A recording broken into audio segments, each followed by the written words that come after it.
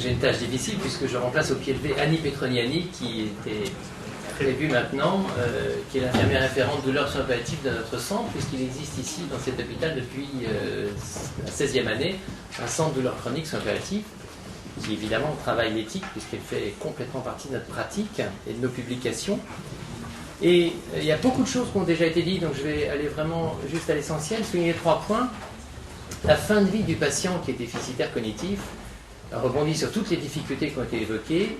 Et il y a 3 points particulièrement complexes. Et évidemment, dans la continuité de ce qui a été fait avant, la difficulté d'évaluation de la douleur et des symptômes pour ces patients qui ont tant de mal à nous faire partager la signification corporelle, alors que leur image corporelle est même souvent complètement modifiée, voire déstructurée.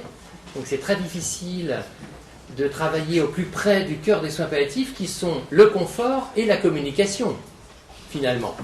On respecte la dignité, la liberté et tout notre soubassement éthique, mais au quotidien du malade, les soins palliatifs d'un tel patient, c'est le confort et la communication. Le plus confortable possible en préservant le plus possible la communication. Et souvent, cette communication est déjà altérée depuis très longtemps, mais pas forcément nulle, et pas forcément à négliger. Donc, premier point de difficulté, évaluation, suivi, traitement de tout ce qui est douleur, symptômes, inconfort, avec de nombreuses publications là-dessus qui nous centrent sur nos objectifs de soins. Deuxième point, pour rebondir encore sur toute l'après-midi, c'est l'épuisement familial. Parce que ce patient altéré qui a été, et on l'a entendu avec beaucoup d'émotion, accompagné, suivi, aidé, soutenu, écouté, conforté pendant des années, arrive quelquefois à des agonies qui se prolongent de manière stupéfiante et qui défient les lois de la médecine. Nous, on le comprend parce qu'il y a 2 choses qui empêchent de mourir très vite, c'est l'amour et la haine. L'amour parce qu'on ne veut pas lâcher, et la haine parce qu'on veut faire payer. Ça nous arrive tous les jours en unité de soins palliatifs. Donc là, en ce qui nous concerne, c'est plutôt l'amour. Les gens ne lâchent pas parce qu'ils ne veulent pas partir, parce que même avec les quelques neurones qui restent, ils continuent à dire « je veux rester là et je ne veux pas t'abandonner ». Avec cette extraordinaire d'ailleurs contradiction apparente, c'est qu'en plus, souvent les patients font exprès de rendre leur dernier souffle quand ils sont seuls dans la chambre. On prépare une autre publication là-dessus pour l'année prochaine avec des chiffres qui sont tout à fait stupéfiants, parce que énormément de patients, même s'ils sont accompagnés 18, 20 heures sur 24, font exprès, semble-t-il, de rendre leur dernier souffle quand tout le monde est sorti de la chambre. Donc, épuisement familial, prise en compte d'une histoire. Et j'ai beaucoup aimé ce qui a été dit tout à l'heure sur l'incertitude et la névrose actuelle de notre société de tout savoir. Nous ne saurons pas tout. Comme le disait Michel Renaud, accompagner quelqu'un de 85 ans, c'est ne pas savoir 85 ans de sa vie, de son surmoi, de ses conflits parentaux, de ses idéaux et de choses qu'on ne saura jamais. On n'en sait qu'une toute petite partie. Fin de citation.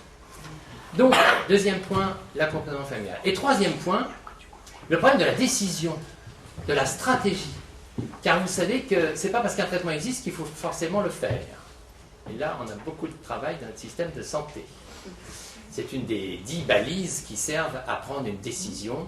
On a publié aussi une méthodologie là-dessus, décision après démarche éthique. Eh bien, la décision pour un patient qui arrive près de sa fin de vie, déjà, c'est est-ce qu'il est près de sa fin de vie? Et ce n'est pas du tout évident, vous le savez, à quel point nous sommes dans l'incertitude. Mais l'incertitude qui n'est tout de même pas non scientifique. Et on a plein de choses, on accumule un savoir là-dessus, des indicateurs, des manières de penser, d'analyser, d'écouter l'autre pour savoir s'il s'approche de sa fin de vie et s'il est encore justifié de lui imposer des contraintes. Et probablement, plus on s'approche de la fin de vie, moins les contraintes sont justifiées. Quoique, il y a des patients qui ont besoin de contraintes jusqu'au bout de leur vie, même quand ils sont très déficitaires, et on le vit là aussi tous les jours en unité de soins palliatifs. Donc je voulais juste renvoyer un petit peu à quelque chose qui, évidemment, ne nous arrange pas dans cette société assoiffée de 100% assurance, zéro risque, même avec la neige. Oh, qu'est-ce qu'on n'a pas entendu comme bêtise depuis 2 jours. Mais oui, je suis désolé, on ne peut pas tout gérer, ça non plus. Et le tragique de la fin de vie ne sera jamais gommé, y compris dans les meilleurs centres de soins palliatifs. Je vous remercie. Je me permettrai, Jean-Marie, de relancer Jean-Marie, qui fait partie pour nous du panthéon des soins palliatifs depuis qu'on se connaît chez Michel Salabagne, on est des ancêtres dans ce domaine. Et j'ai une question à lui poser, parce qu'on a organisé, avant qu'on soit Espace National de Réflexion Éthique, Ça fait 13 ans qu'on est investi sur la question de la maladie d'Alzheimer et on avait organisé notamment un colloque sur la fin de vie de la personne atteinte de la maladie d'Alzheimer. En se posant la question, qui a l'air comme ça un peu iconoclaste, mais est-ce qu'il y a véritablement une fin de vie à une personne qui n'a plus de vie? C'était la question qu'on posait.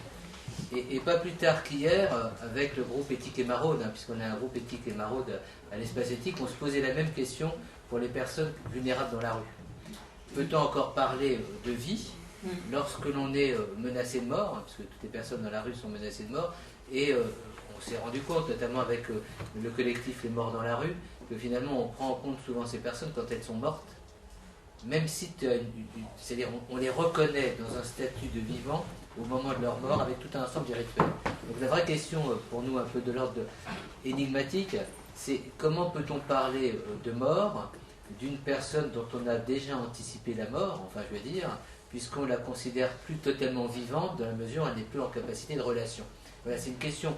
On ne pourra pas faire en sorte que l'arsenal juridique et réglementaire puisse régler toutes les décisions, y compris les décisions de fin de vie, de situation sociale, en partie malheureusement voulues ou désastreusement laissées filer comme ça par les patients eux-mêmes. Et on ne pourra pas prendre des responsabilités à leur place dans tous les cas de figure. Et peut-être que, au même titre que l'application si complexe de la Law Amity laisse des cas sans réponse formelle, identifiée et à coup sûr, et bien au même titre que pour ces patients pour lesquels le libre arbitre est une vraie difficulté, une vraie interrogation sans réponse, on restera sans réponse et on a tellement peur du vide de la non-réponse dans ces situations-là. Confronté au tragique, on a besoin d'une réponse, et bien il n'y en a peut-être pas pour tout le monde.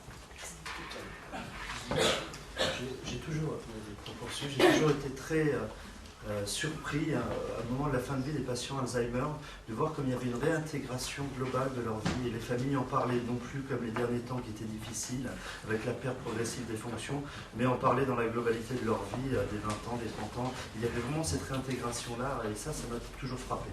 Juste pour vous répondre également, j'ai toujours été frappé de ce que nous on imaginait comme non-réponse chez ces patients-là. Juste une petite histoire. Un patient avait une infection à bactéries multirésistante du calcanéum qui gagnait toute la jambe. Je vais voir le chirurgien qui me dit qu'il n'y a qu'une seule solution, il faut amputer. Avec un psychologue que je nommerai pas, j'ai été voir le patient, nous avons fait l'annonce de l'amputation vraisemblable. Il m'a juste répondu, tu me coupes la jambe, je te casse la gueule. C'était clair. Voilà. Et j'ai